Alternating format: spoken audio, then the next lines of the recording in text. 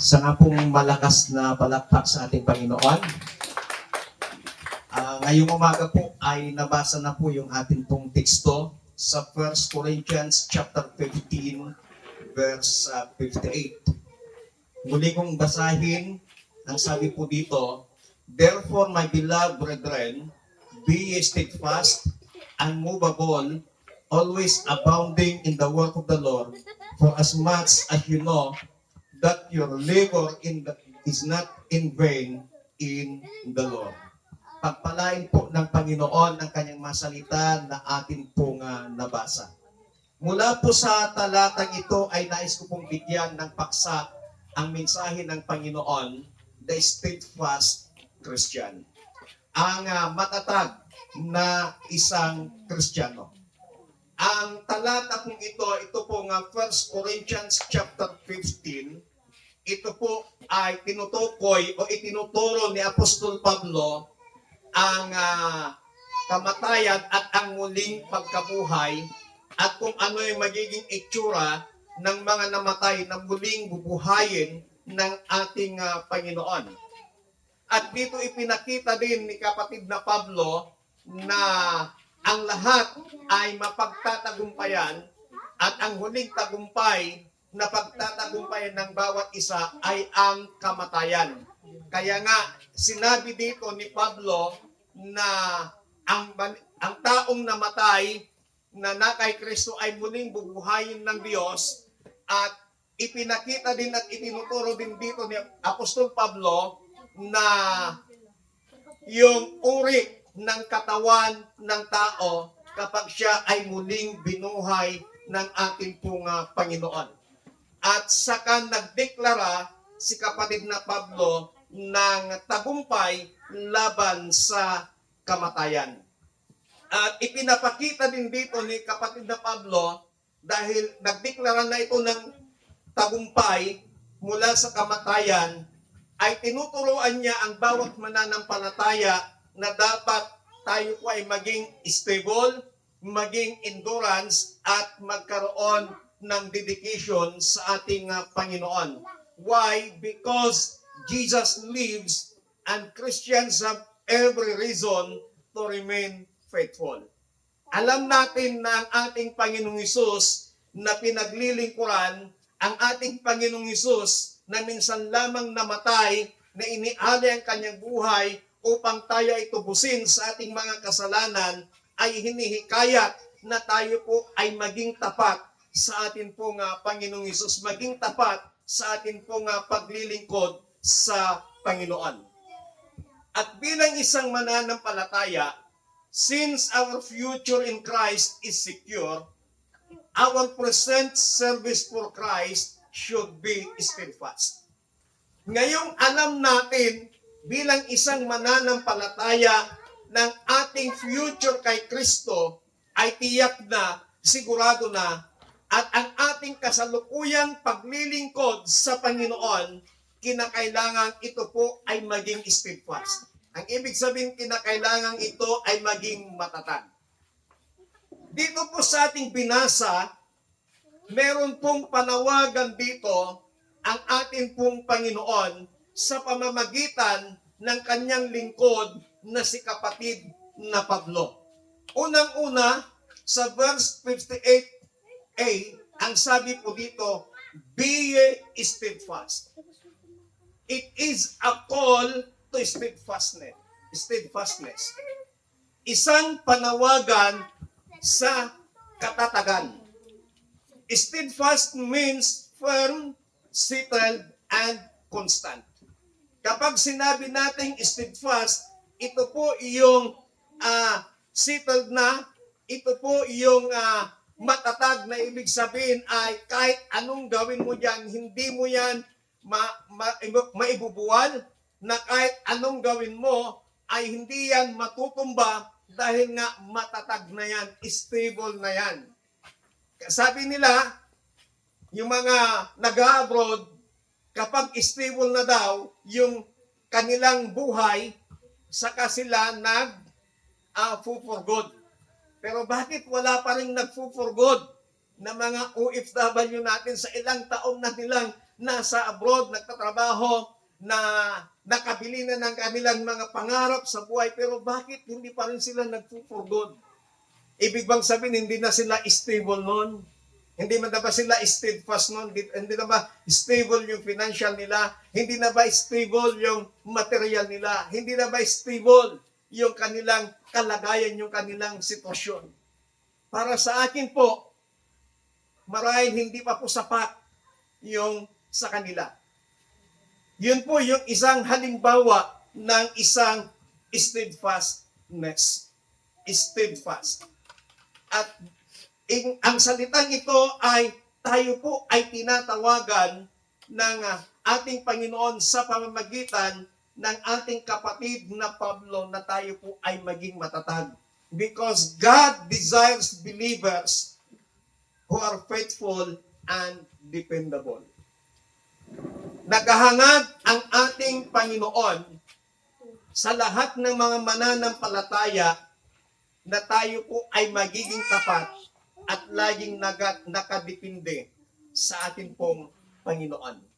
Gusto ng Diyos, desire ng Diyos na ikaw at ako ay magiging steadfast. Steadfast yung ating pananampalataya sa Kanya. Matatag yung ating pananampalataya sa Kanya. Matatag yung ating paninindigan sa Diyos. Matatag yung ating paniniwala sa Diyos, matatag yung ating pagmamahal sa Panginoon. Sapagkat kapag nakitaan tayo ng mga bagay na ito, kapag matatag ang pananampalataya mo, matatag ang lahat sa buhay mo, then ang Diyos magagalak sa iyo, matutuwa sa iyong Panginoon, at ikaw ay kanyang pagpapalain. But sometimes nasusubok ang katatagan ng ating pananampalataya. Nasusubok ang katatagan ng ating pagmamahal sa Panginoon. Nasusubok ang katatagan ng ating paniniwala sa Diyos. Nasusubok ang katatagan ng ating pagtitiwala sa Panginoon sa pamamagitan ng mga pagsubok, ng mga trials, ng mga discouragement, ng mga temptation, at ng mga worldly attractions sa ating paligid.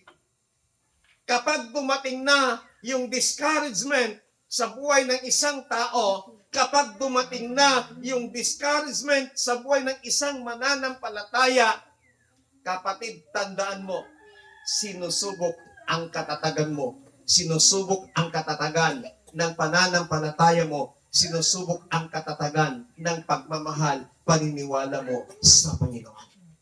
Kaya kapag makaranas ka ng mga trials, makaranas ka ng mga discouragement, makaranas ka ng mga temptations, makaranas ka ng mga worldly distractions, kapatid, tandaan mo, ikaw ay sinusubok ang katatagan mo. Now, anong gawin natin kapag nakakaranas tayo? Kapag sinusubok ang ating pananampalataya, kapag sinusubok ang ating pagmamahal sa Diyos, kapag sinusubok ang ating paniniwala, kapag sinusubok ang ating pagtitiwala sa Diyos, unang-una, we must stay grounded in the Word of God. Lagi tayong nakatayo sa salita ng ating Panginoon. Paninindigan mo, panghahawakan mo, at tatayuan mo ang salita ng Panginoon. We must maintain a consistent prayer life. Kailangang i-maintain po natin yung tuloy-tuloy na pananalangin sa Panginoon. May nakakakita man o wala sa ating mga personal, sa ating mga private life, kinakailangang nakamintin pa rin po yung ating pananalangin sa ating pong Panginoon. Ang pananalangin hindi lamang every Sunday na nagkakaroon ng corporate prayer, pero ang tinuturo po dito, kinakailangan magkaroon tayo ng individual prayer life sa ating Panginoon, na yon yung dapat nating i-maintain, yung individual na prayer life natin sa Panginoon. Pangatlo na dapat natin gawin kapag sinusubok po ang ating katatagan, We must remain faithful even in difficult seasons. Kailangang manatili tayong tapat kahit na napakahirap ang sitwasyon, kahit na napakahirap ang panahon, manatili kang tapat sa pagmamahal, manatili kang tapat sa pananampalataya mo, manatili kang tapat sa paglilingkod mo sa Panginoon, manatili kang tapat sa pag-ibig natin sa ating pong Panginoon. Yun po yung tinitingnan ng ating Panginoon. Kaya sinabi ni kapatid na Pablo sa kanyang sinulat, "Therefore, my beloved brethren," ang sabi niya, "mga minamahal kong kapatid, be ye steadfast upon the steadfastness." Tinatawagan tayo ng Panginoon na manatiling matatag sa lahat ng panahon, sa lahat ng sitwasyon ng ating buhay. Tanungin mo yung katabi mo, are you a steadfast Christian? Are you a steadfast Christian? Nawa, matagpuan tayo ng Panginoon na matatag na mananampalataya. Palakpakan natin ang Panginoon. Pangalawa po sa verse 58b, ang sabi po dito, be unmovable. A command to stability. Unmovable means not easily shaken or displaced. Kapag sinabing unmovable, yung hindi basta-basta nayayanig or hindi basta-basta na ililipat. Yung mga nagpapatayo ng bahay, naranasan yung mga nakasakay sa jeep, naranasan nyo ba na dumaan kayo sa isang tulay parang nanginginig yung tulay? Minsan natatakot tayo. But according to study, may spring na nilagay sila doon. At yung mga matataas na building ngayon, yung mga itinatayo nila na matataas na mga gusali, may mga spring. Para pag lumindol man, parang gumagalaw siya, sumasabay. Ganon din po yung mga tulay natin na mga malalaki, matataas, na kapag doon ka sa gitna traffic, parang gumaganon. Minsan nakakaranas tayo ng takot. So, ibig sabihin nun, hindi basta-basta nasishiken, hindi basta-basta nayayanig. Na kahit anumang sitwasyon, kahit anumang hirap ng sitwasyon sa buhay, yung pananampalataya mo, yung pagmamahal mo sa Diyos ay hindi basta-basta nayayanig, hindi basta-basta natatalo. At ibig sabihin, hindi basta-basta naililipat. Yung pagmamahal mo sa Diyos, hindi basta-basta naililipat sa material na bagay. Na kahit wala kang material, kahit wala kang financial na bagay, kahit walang-wala ka ng lahat, basta yung pagmamahal mo sa Diyos, hindi nasishiken, hindi nalilipat sa mga material na bagay. Christians must resist compromise and spiritual drift. Kailangan tayo po bilang isang mananampalataya ay matuto tayong tanggihan ang mga pagkompromiso na kung saan ay nakasalalay ang ating spiritual na kalagayan, yung ating spiritual na sitwasyon sa ating Panginoon. We must hold firmly to biblical truth. Para magkaroon tayo ng unmovable or stability, unmovable, kinakailangan yakapin natin yung mga katotohanan na sinasabi ng Biblia. Do not compromise convictions. Minsan, ang ating emosyon, natatalo tayo minsan sa ating emosyon. But ang sabi, we do not compromise our emotion, and we must keep our eyes on Christ. Kinakailangan yung ating paningin, yung ating pagtingin ay nakafocus lagi sa ating Panginoong Hesukristo. Huwag tayo basta yung tinatawag na palipat-lipat. Pag hindi ka komportable sa lugar na ito, lipat ako, dito ako. Pag meron kang hindi nagustuhan sa lugar na ito, lipat ako, dito ako. Church, kahit saan tayo magpunta, kahit pinakamaganda at pinakamalaking simbahan, wala pong perpektong simbahan at wala din pong perpektong pastor, wala din pong perpektong member. Why? May mga pagkakamali ang bawat isa. May mga pagkukulang ang bawat isa bilang human nature. Meron pa rin po tayong pagkukulang, meron pa rin tayong pagkakamali. Kaya kung ang hanap natin ay isang perpektong simbahan, kung ang hanap natin ay isang perpektong pastor, kung ang hanap natin ay isang perpektong kapatiran sa Panginoon, kapatid, kahit saan ka magpunta, wala kang makikita at mapifeel ka lang kung yun ang hinahanap mo. Pero kung ang hinahanap mo ay yung pananampalataya mo ay nakapokus sa Panginoon na kahit anong sabihin nila sa'yo, kahit anong problema, kahit na nasaktan ka sa isang salita ng Panginoon, hindi ka kaagad natitinag, hindi ka kaagad magdidesisyon, aalis ka, dito ako. Amen? Amen. Amen. Amen. Ang sabi ng Biblia, huwag aasa ang taong humihingi sa Diyos ng palipat-lipat. Ibig sabihin yung nag-aalanganin ka lagi.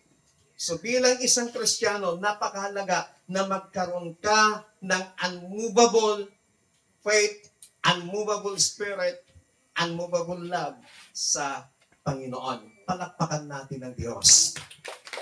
Pangatlo na panawagan ng ating Panginoon sa verse 58c, always abounding in the work of the Lord. A challenge or a call to service. Tinatawagan tayo ng Panginoon sa paglilingkod. Abounding means overflowing, excelling, and increasing. Christian service should be wholehearted, not half-hearted. Tayo po ay tinatawagan ng Panginoon sa larangan ng paglilingkod sa Kanya. Ang ibig sabihin, yung sinabi niyang abounding, yung nag-uumapaw, yung kagalakan, nag-uumapaw, yung kasiyahan, nag-uumapaw, yung kalakasan sa paglilingkod sa Panginoon. Na kinakailangan yung paglilingkod natin sa Panginoon, hindi ka napipilitan, kundi nag-uumapaw yung kagalakan mo. Kapag sinabi nating work of the Lord, kapag sinabi nating paglilingkod sa Panginoon, it includes evangelism, it includes preaching, it includes teaching, it includes encouraging, it includes giving, it includes praying. Yan po yung mga klase ng paglilingkod sa Panginoon. We must serve faithfully, whether recognized or not. Maglingkod tayo sa Panginoon, meron mang nakakakita o wala. Maglingkod tayo sa Panginoon, pinupuri man ng ibang tao, pinupuri man ng church, pinupuri man ng pastor o hindi, maglingkod tayo sa ating Panginoon. We must use our spiritual gifts. Meron tayong mga kanya-kanyang kaloob. Gamitin po natin yon para sa kapurihan ng ating Panginoon. Kung yung kaloob mo ay song leading, yes, gamitin mo yon sa Panginoon. Kung ang kaloob mo ay serving sa church, naglilinis, nag-iisip ng mga kaayusan, kagandahan, gamitin mo yon for the glory of God. Kung ang kaloob mo ay nagbabahagi ng salita ng Panginoon, nag-evangelize, gamitin mo yon sa kapurihan ng Panginoon. Kung ang kaloob mo ay pagtuturo sa mga bata, gamitin mo yon para sa kalooban ng Panginoon. Ang pagtuturo sa mga bata, ang pagtuturo sa mga kabataan, ang pagbabahagi ng salita ng Panginoon, hindi lamang trabaho ng isang pastor, kundi trabaho ng bawat mananampalataya na nag-uumapaw yung kanilang kagalakan sa paglilingkod sa Panginoon. Amen. Kaya tayo po bilang mananampalataya, pag umapawin po natin yung kagalakan natin sa paglilingkod sa Panginoon. We must give God our best. Ibigay natin sa Panginoon yung pinaka-best natin sa Kanya. Lahat ng pwede natin gawin para sa Panginoon, para sa kapurihan ng Kanyang dakilang pangalan, gamitin po natin. A growing Christian should also be a serving Christian. Na habang lumalago ka bilang isang mananampalataya, nag-uumapaw din yung kagalakan mo na naglilingkod sa Panginoon. Pang-apat at ang panghuli. Sa verse 58b, ang sabi po dito, your labor in the Lord is not in vain. A confidence, a call to have confidence in our labor. Our labor in the Lord is not in vain. Ang ibig sabihin, nothing done for Christ is wasted. Lahat ng ginawa mo na klase ng paglilingkod sa kapurihan ng ating Panginoong Hesus ay hindi po nasasayang.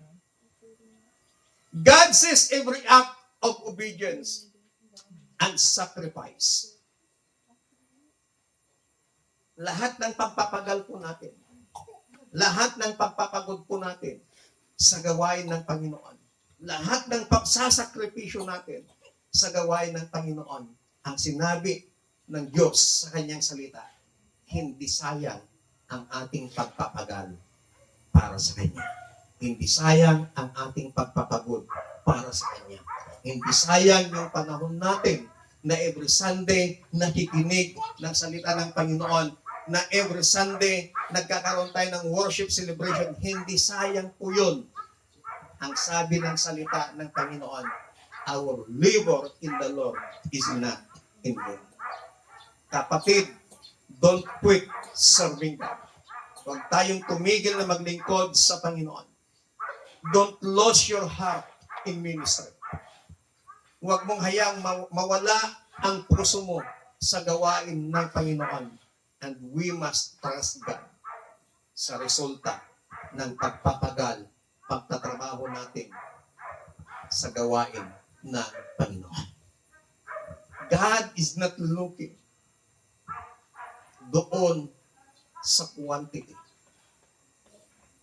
doon sa dami, but He is looking to an individual, a faithful Christian.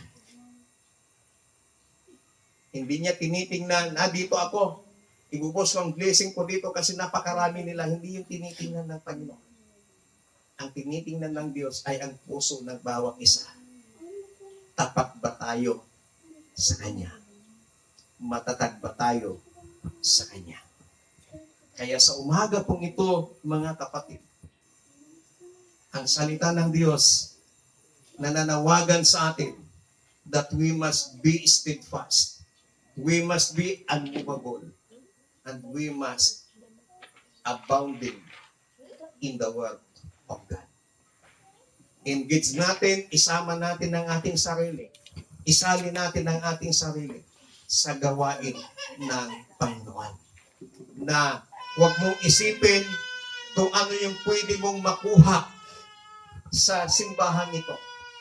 Ano yung pwede mong ma-benefits sa pagsali mo, pagmimbro mo sa gawain ng Panginoon. But isipin mo, ano yung pwede mong maitulong para sa gawain ng Diyos. Amen? Hindi yung biyaya, hindi yung mapapala ang titingnan natin. Ang titingnan natin kung ano yung pwede nating maitulong para mas mapalago, mapaganda, mapabuti ang isang gawain ng Panginoon. Tayo nga pong lahat ay tumayo. Sana po sa umagang ito, malagay sa ating puso, malagay sa ating isipan, na tayo po ay maging tapat sa ating pagmamahal, maging tapat sa ating paglilingkod sa Panginoon.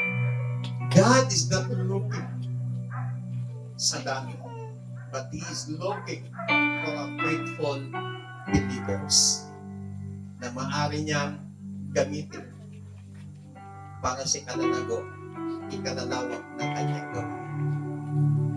Hallelujah. Oh, we praise you, Jesus. Hallelujah. Itong panawagan ng Diyos na ito, nawa ay tumugon tayo na maging steadfast, maging unmovable, maging ma-engage tayo, maging aktibo tayo sa mga gawain, sa mga ministry ng ating Panginoon. Dahil alam natin, ng bawat pagpapagal, ang bawat oras, ang bawat panahon, ang bawat lakas na ginugugol natin para sa gawain ng Panginoon ay hindi po yun nasasayang. At ang sabi ng Biblia, in the book of Galatians chapter 6 verse 9, aanihin mo ang lahat ng bunga ng iyong pagpapagal kapag hindi ka tumigil sa paglilingkod sa Panginoon. Dakilang Diyos sa umagang ito, maraming salamat sa iyong masalita. Kami po ay tumutugon sa iyong panawagan to be steadfast, to be unmovable, and to engage our life in the ministry na pinagkatiwala mo sa amin, Panginoon.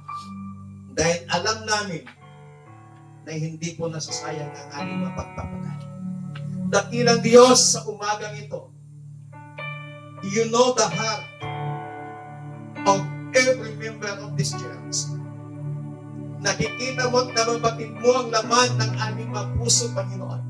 Ilagay mo sa bawat puso namin, dakilang Diyos, ang kagalakan, nag-uumapaw na kagalakan, nag-uumapaw, O Diyos, na kasiyahan na maglingkod sa inyo para sa kapurihan ng iyong dakilang pangalan. At sa pagganap mo, Panginoon, ng mga matapat na mga anak mo, naway isa kami sa mga matagpuan mo. Help us, O God, precious Holy Spirit, na maging matapat, na maging matatag, maging unmovable. May nakakakita man o wala sa amin, Panginoon. Tulungan mo kami sa lahat ng pinagdadaanan ng bawat isa. Hayaan mo, Panginoon, nang lagi naming makita ay ang iyong kalwalatian, ang iyong kapurihan. Salamat ng marami. In Jesus Christ, mighty name we pray. Amen. Palakpakan.